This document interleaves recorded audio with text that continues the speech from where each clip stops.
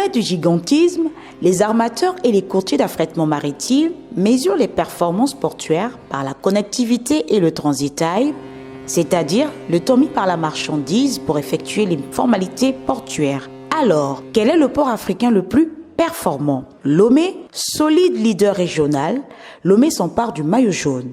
Selon Zouatou Kassa Traoré, ministre togolais des Transports, la plateforme se veut complémentaire des autres ports de la sous-région. Dakar, voilà un port en plein repositionnement avec des investissements et des futures plateformes à Sendou et Ndayan dans un rayon de 50 km.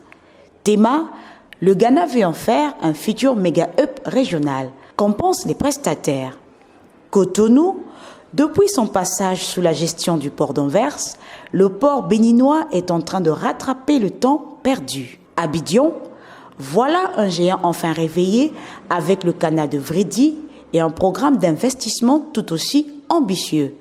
Tanger, le leader du détroit de Gibraltar, vient de franchir le top 20 des plus grands ports du monde sans tambour ni trompette. Mombasa, là aussi, en Afrique de l'Est, des investissements massifs dans une vision régionale assumée. Djibouti, l'État a repris les choses en main, mais il faut d'abord dépasser le contentieux avec DP World. Douala, plus que jamais voie de passage pour l'essentiel du trafic des marchandises au Cameroun, avec une vocation sous-régionale du port d'attache pour la Centrafrique et le Tchad. Kibri, des atouts pour conquérir l'Afrique. Owendo, les travaux de modernisation et d'extension du port de Libreville-Owendo devront permettre à cette place portuaire de faire face à la concurrence sous-régionale. Ou encore Nouakchott, partenariat discret entre Médiane et Olam. Alors, lequel de ces ports est le plus performant?